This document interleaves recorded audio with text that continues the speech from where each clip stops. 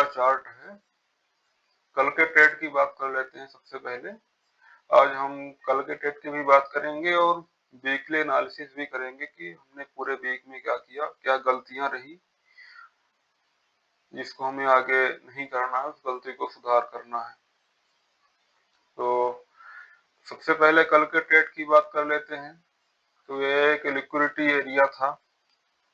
ये उतना अच्छा लिक्विडिटी एरिया नहीं था, बहुत बेटर इसको नहीं बोल सकते हैं, लेकिन ये 1 मिनट पर ही लिक्विडिटी जोन था। ये काफी रिस्की ट्रेड था जहां पे मैंने ट्रेड को प्लान किया। या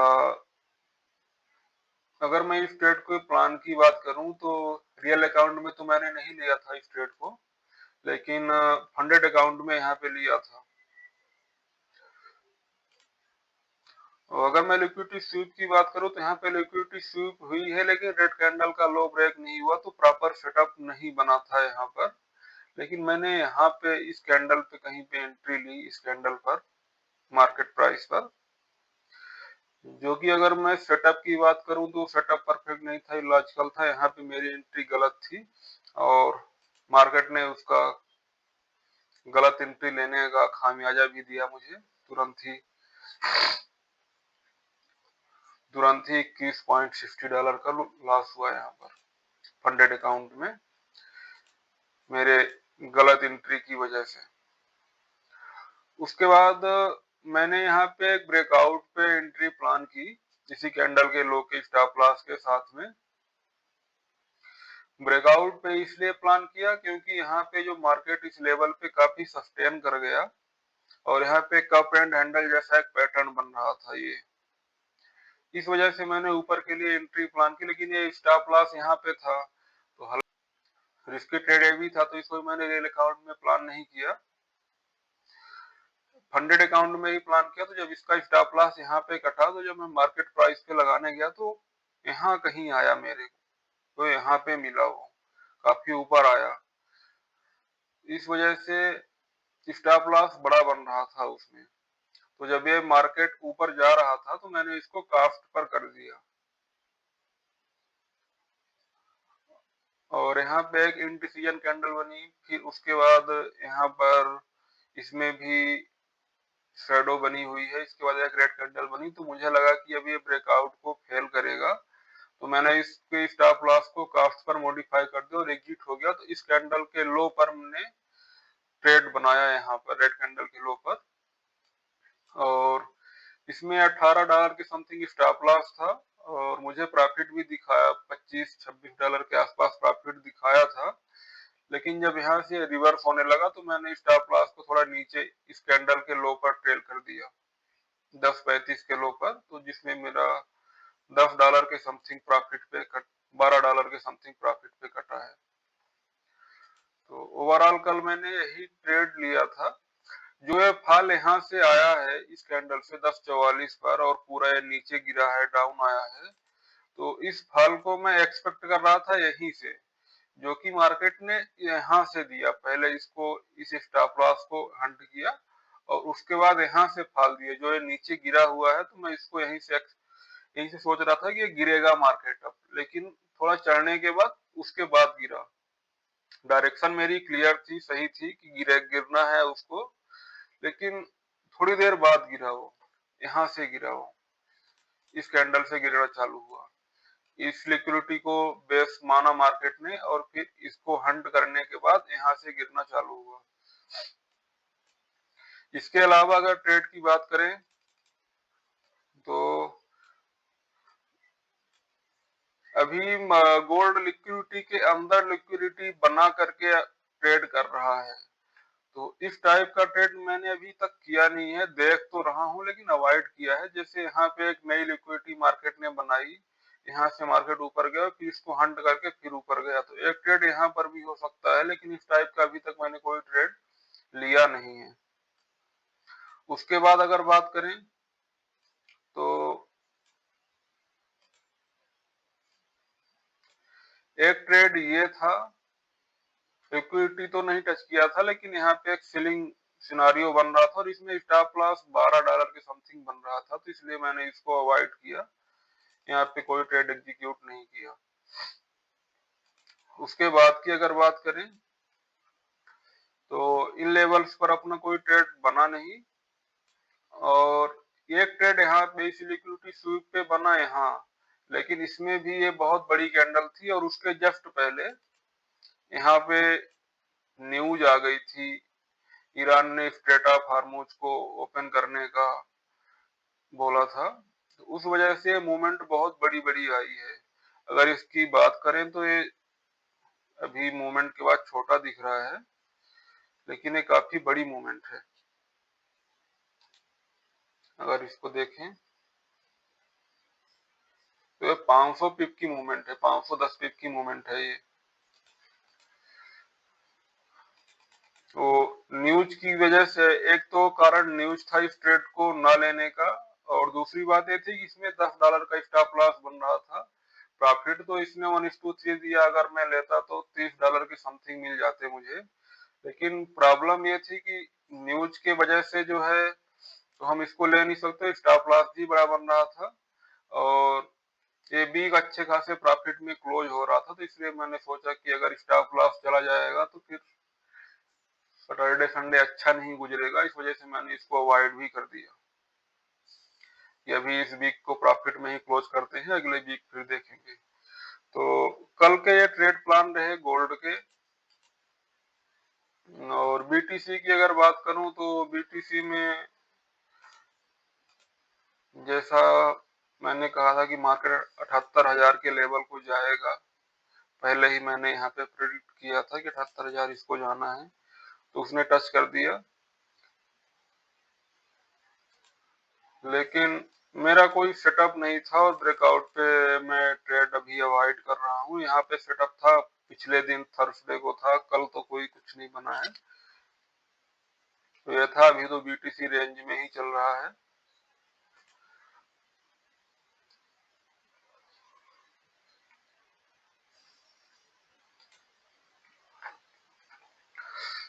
गोल्ड का वीकली एनालिसिस देख लेते हैं, पूरे वीक में मैंने क्या किया, क्या अवॉइड किया, कहाँ पे ट्रेड हो सकता था जिसको मैंने छोड़ा।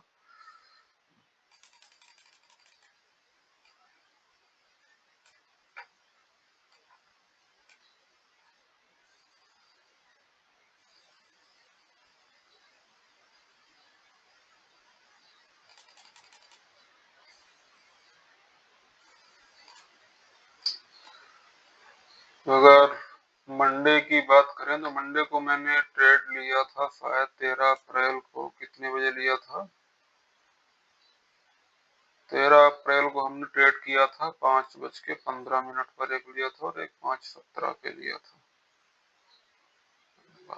5:15।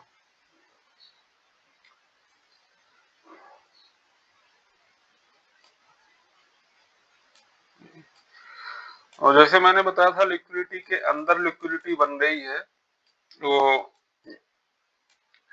जैसे गोल्ड ने इस लिक्विडिटी को लिया, लेकिन उसके पहले यहाँ पे एक लिक्विडिटी थी जो मेन लिक्विडिटी नहीं थी, उसके पहले मार्केट ने यहाँ पे मूवमेंट किया था मंडे को, जो कि ये रहा। लेकिन इसमें शायद स्टॉप लॉस बड़ा बन रहा होगा, इस ट्रेड को मैंने नहीं लिया था।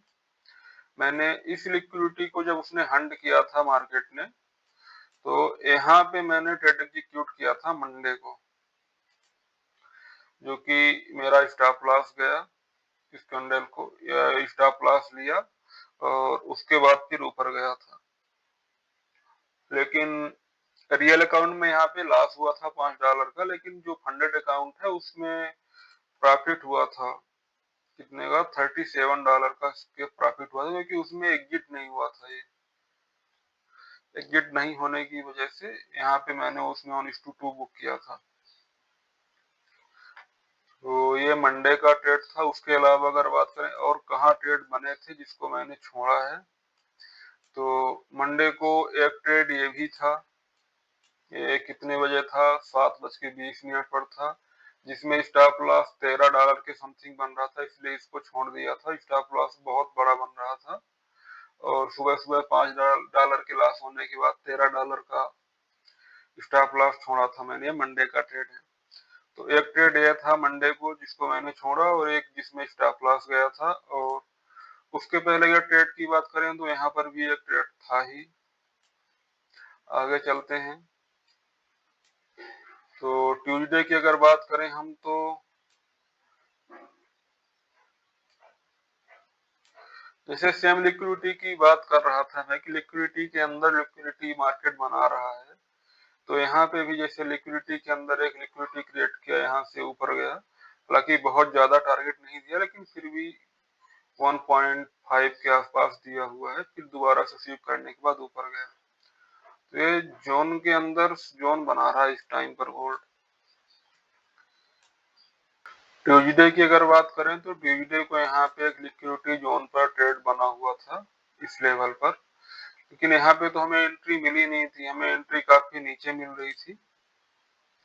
तो जिसमें स्टॉप लॉस लगभग 80 पिप के समथिंग बन रहा था।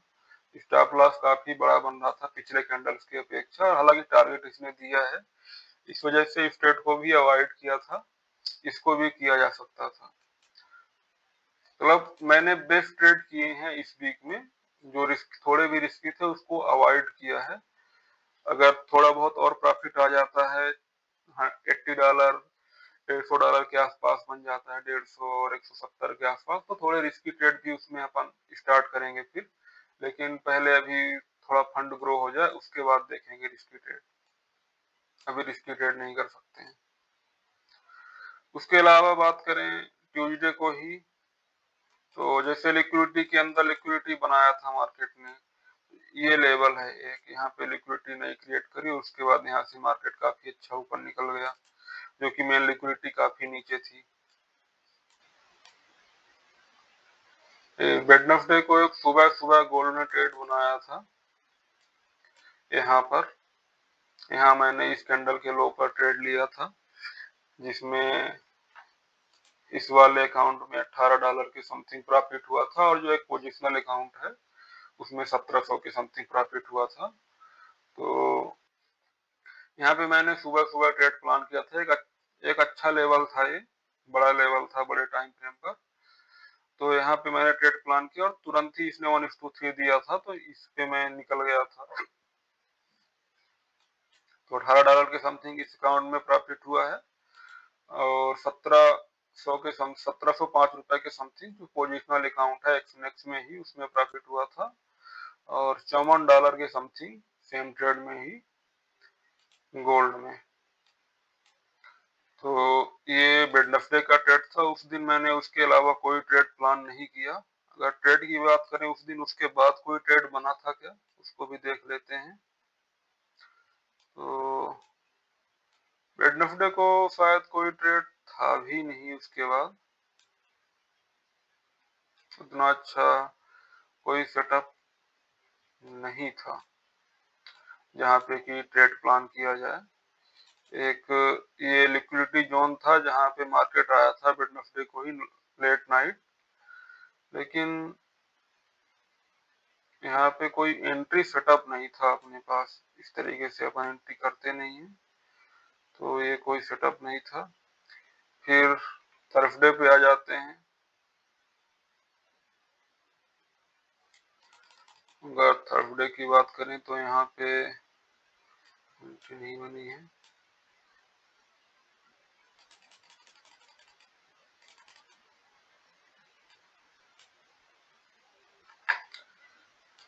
थर्सडे को ये एक लिक्विडिटी जोन था जहाँ पे मार्केट ने रिएक्शन दिया है।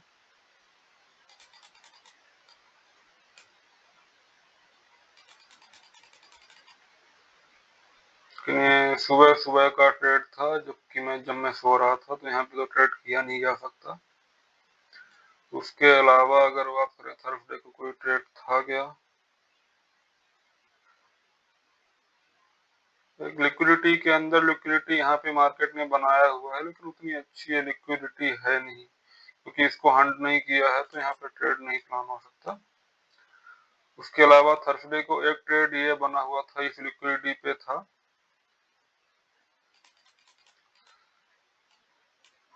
यहाँ पर, जिसको कि मैंने छोड़ दिया था। इसको मुझे करना चाहिए था इस ट्रेड को, देख तो रहा था इसको मैं, लेकिन पता नहीं क्यों छोड़ा। तो ये थर्सडे का ट्रेड था जो बहुत अच्छा गया है, और इसका रिस्क रिवार्ड देखें तो ये 1:7 गया हुआ है। अगर इस कैंडल के लो पर भी हम प्लान करते, यहाँ भी प्लान करते, हालांकि इस कैंडल के लो पर 40 पिप्स का स्टॉप लॉस था, और इस कंडीशन में भी यहाँ पे 1:5 के समथिंग रिस्क रिवार्ड है। और अगर और की बात करें उसके बाद भी मार्केट नीचे गया हुआ है। तो गुरुवार को ये ट्रेड था जिसको मैंने छोड़ा हुआ है, जिसे मुझे करना चाहिए था। ये एक ट्रेड है लिक्विडिटी पर।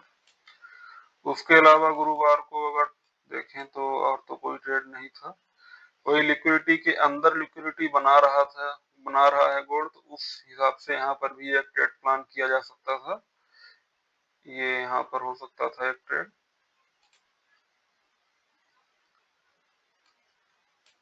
और उसके अलावा एक ट्रेड लिक्विडिटी, छोटी लिक्विडिटी अंदर बनाया था, तो एक यहाँ पर भी एक ट्रेड है, छोटे छोटे ट्रेड। ये सब ट्रेड्स ऐसे हैं कि अगर बड़े, हमने सुबह सुबह एक अच्छा ट्रेड पकड़ लिया है तो उस रिस्क का जो है तो छोटा छोटा अमाउंट ले सकते हैं, और उस तरीके से भी इन सब ट्रेड को हम अभी अवॉइड ही कर सकते हैं, पकड़ नहीं सकते हैं, क्योंकि अभी हमने उतना बड़ा प्रॉफिट नहीं बनाया है कि इन छोटे ट्रेड्स को भी कम रिस्क के साथ हम ट्रेड कर पाए। और ये गोल्ड का शुक्रवार का कल का सुबह सुबह का एक ट्रेड है 7 बजे का, जो यहाँ पे बना हुआ है।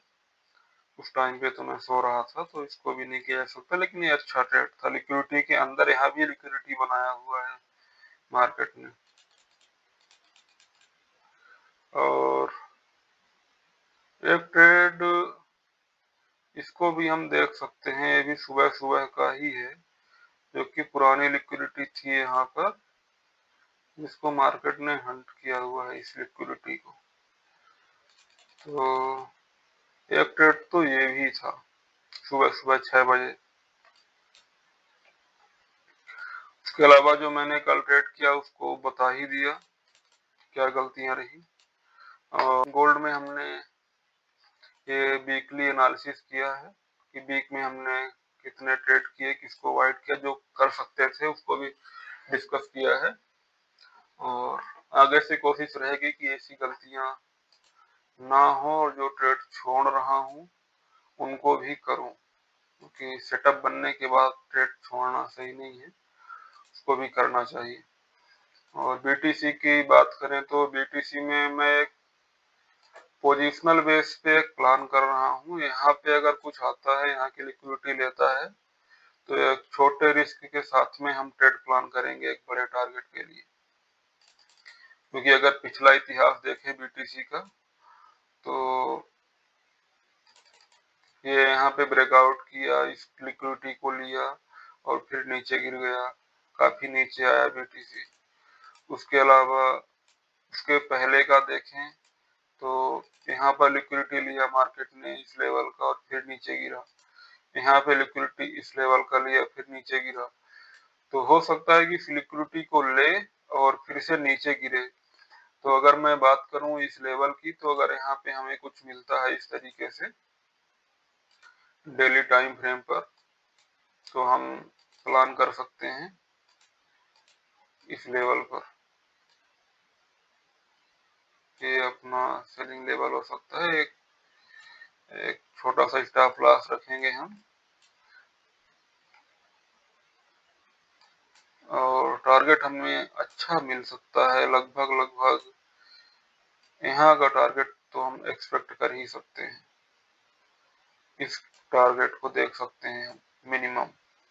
फर्स्ट टारगेट तो ये रहेगा, और सेकंड टारगेट ये, और थर्ड टारगेट ये, और फिर उसके बाद ये रहेगा। तो देखते हैं अगर यहाँ पे कोई सेटअप बनता है पोजिशनल बेस पर स्विंग ट्रेड के लिए, तो इस ट्रेड को प्लान करेंगे बीटीसी में। बस यही है बीटीसी का लेवल। मंडे को मिलते हैं। मंडे को देखते हैं क्या लेवल्स निकलते हैं और उस पे किस तरीके से ट्रेड प्लान किया जाएगा। देखते हैं मंडे को।